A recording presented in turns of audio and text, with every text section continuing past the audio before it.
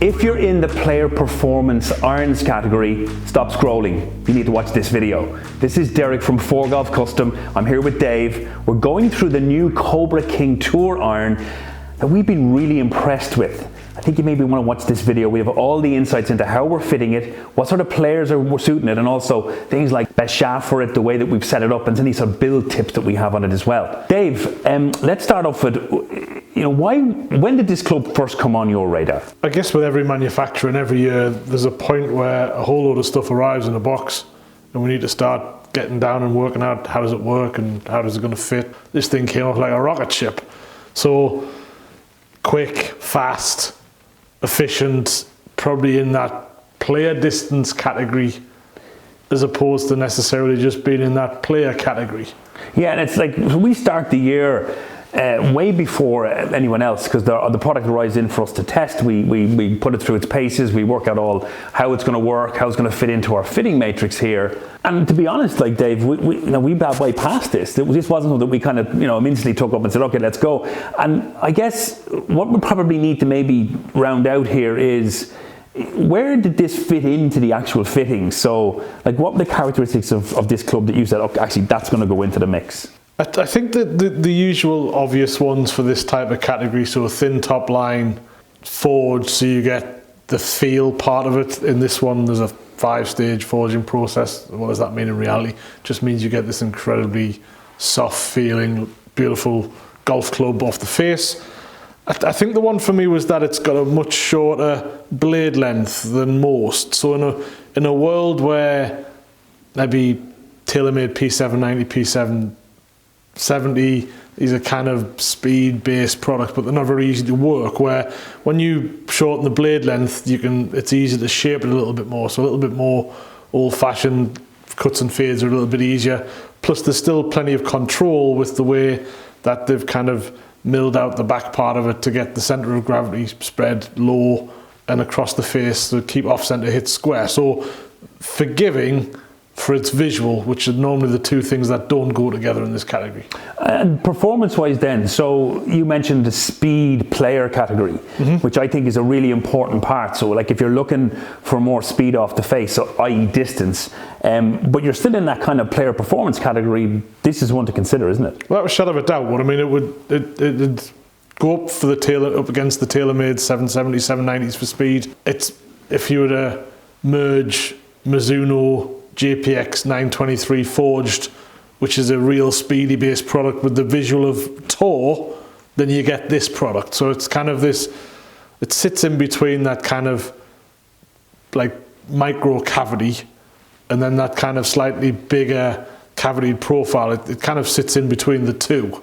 And I guess that's why it kind of came onto the radar initially. If you're new to the channel, you're very welcome. It's Derek and Dave. We're custom fitters, basically. We custom fit product here all the time, but we're giving you insights and feedback about the kind of fitting examples to this club that we're seeing. If you're new, subscribe to the channel and please ring the bell and you'll get all of our club fitting insights and backstories. Dave, let's maybe talk around a couple of the examples, because I've seen a good few of these sets going through workshop in the last couple of weeks. So maybe give us an idea of how it's been coming in. I think the first thing that people see is the visual, and the second thing that they see is the feel. So once you then have the visual and the feel, the brand, or what, when you pick it up and look at it, you're surprised, but you're already bought into it because you know that you've got the other two pieces that are important to you already pre-built into it.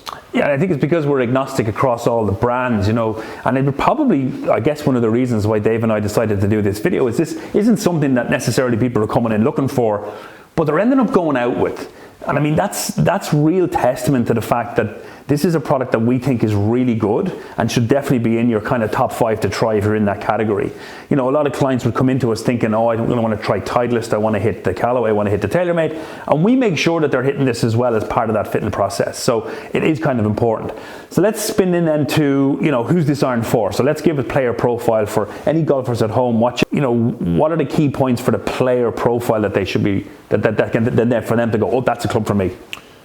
Well, I mean, Cobra themselves categorise this for handicap level 7 and lower. But I mean, the reality of it is once you're a good ball striker, once you're looking for something that feels good, if you still want to be able to work it a little bit, if your golf course is a little bit tight and you've got to be able to move it in ways both left and right, then it's very workable from that way. Is that unusual, Dave, to have a workable distance iron? I think in the world of modern day golf clubs where it's a power game and we want them to go straight as a result of having to try and manage the speed or power that comes off them, then workability is quite tough. You can still get it out of a pure blade or a micro cavity. It's probably the best example I've seen, though, of something that has speed and distance in it that's still workable.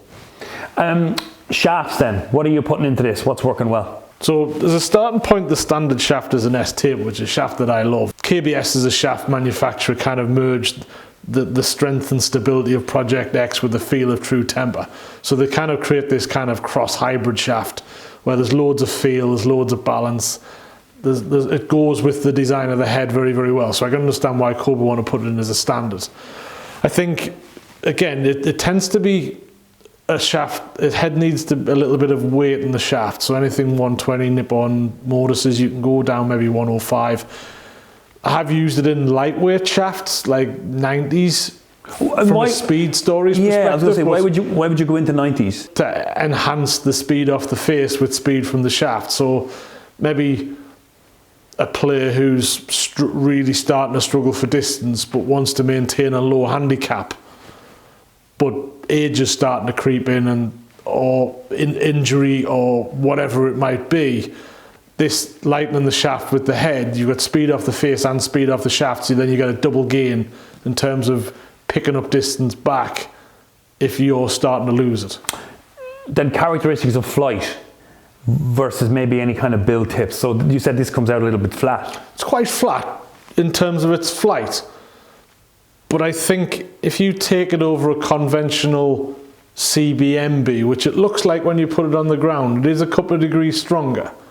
So the pitch and wedge is 44 degrees. So they've made a gap wedge with it that comes in at 48.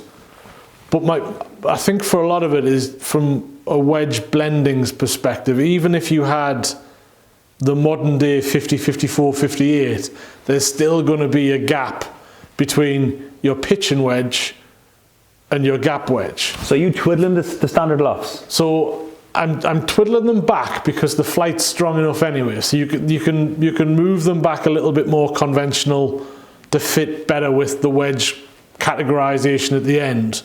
But if you want the power and you want them strong, just have to be cautious on. Just maybe go 5 degree gaps in the wedges. So you go 48 being the gap wedge, 53, 58. And were you tweaking the lofts? Because obviously that the way that they've designed that TPU insert, there's a deeper cavity in the long irons, isn't there, for a little bit more flight? Yeah. Are you cautious about the shaft then and matching it into the lofts? Should people at home be thinking, crikey, I need to get this shaft dialed in, or is it more about the head that's doing that? I think a lot of it's head profile. To be honest, I don't necessarily see, I know it's there because they tell me it's there, but I don't really see the big flight difference in being able to launch the 4-iron and the 5-iron, because the reality of it is this player has a little bit of speed anyway to start off with in most cases. So getting the launch through those low irons is never really a problem. So is Cobra transitioning now into this performance player category? Is this something that people need to be more aware of going forward? Is Cobra, this brand, moving into a place where they should be really kind of, part of the game of that player performance category? The short answer to the question is they always have been. The really short answer is yes. They were Titleist's little brother for a long, long period of their life. And it's that reinvention of the brand and having, Ricky Fowler plays these as clubs, starting to put that kind of youth and vigour back into it. They've always made high performance, amazing product in this category, just people haven't necessarily considered it. Certainly in its Puma days, where the technology is being ploughed into marketing, research and development to produce absolute amazing products like this, but it then doesn't necessarily get on people's radar. And I guess that's where we step in as club technicians, is to get product like this into people's eyes get it into their hands and show them what amazing product it is. So there you have it. You know, a 5-step forging process. You know, when it comes to 5-step processing, it's all about pressure and creating consistency in the grain, which is what gives the club the fantastic feel. Great design, very well made, very well constructed. They've got that TPU insert to help with dampening and feel. So bottom line, this is a really good club for distance and feel. So if you're in that category, this is one that you should really look at. You know, Dave he really hit the nail on the head there. We talked about how Cobra have always been a performance brand in our eyes, because that's what we see, but it might not necessarily be something that you've been looking at. The driver is exceptional as well. I'm going to put a link to the driver review that we've done as well. Have a look at that as well, because it ties a lot together in terms of where this design is going in terms of the Cobra brand. So have a look at that, and why don't you put in the comments any fitting questions that you might have about this club. There's going to be a lot of questions around this because it's so, you know, out there and it's very not on people's radar. So stick in the comments below any fitting questions you have, shaft, length, weight, settings, anything you like, and we'll make sure that we answer that for you. Thanks again for watching, and we'll see you at the next video.